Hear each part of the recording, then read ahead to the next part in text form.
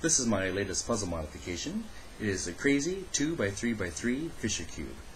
This puzzle was made from a 2x3x3 crazy cube, as you can tell, and all of the pieces of this puzzle were capped using ABS plastic sheeting, and all the gaps in between the extended pieces were filled in with Black Apoxie Sculpt. All the stickers were machine cut using my machine cutter, and all the vinyl has been made by Arlon Vinyl. Before we get too far into the puzzle, I'll just show you the colors real quick. The colors are white, blue, orange, green, red, and yellow, which is the standard color scheme. So, as you can tell by this circle here, this is a 2x3x3 crazy cube. Before I get into the rotation a little bit, just want to explain a little bit about the puzzle here. With this puzzle, the length of the QB on the top, the width here, the width and the length, are about a millimeter shorter than what is on the side length here. For people who have a normal 3x3x3, each QB is the same width, length, and height. With this one, the height is increased by about a millimeter.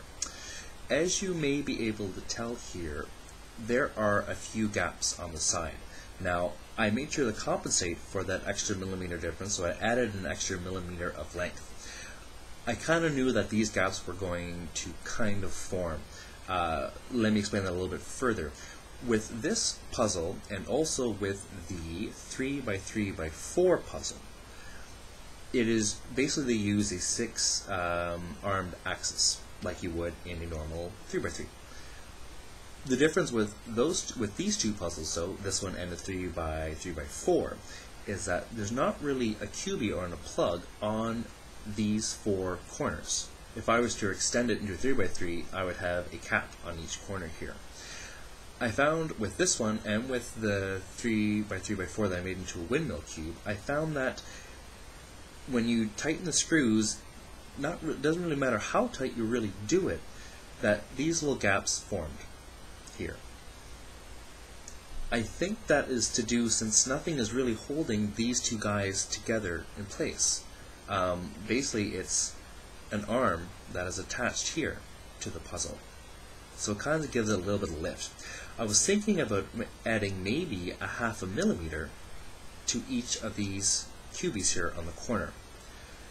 I did not do that. The reason was that I didn't want anything catching when it came to turning the puzzle. When it goes over these rectangular parts, if you got an extra 1/2 millimeter, I didn't want it to catch and turn poorly, so I basically just left it as is, because once the stickers are on, it still looks quite nice. The rotation of the puzzle is very nice.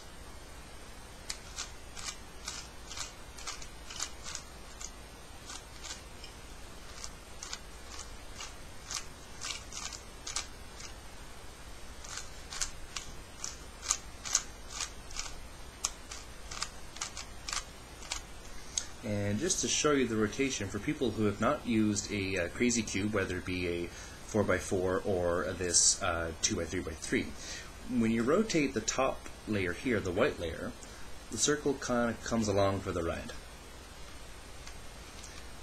If I were to flip it, you can see in this yellow side that the circle stays still in the middle.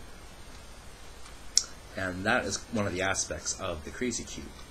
Since you can kind of turn it this way, and like that there, you can do quarter turns.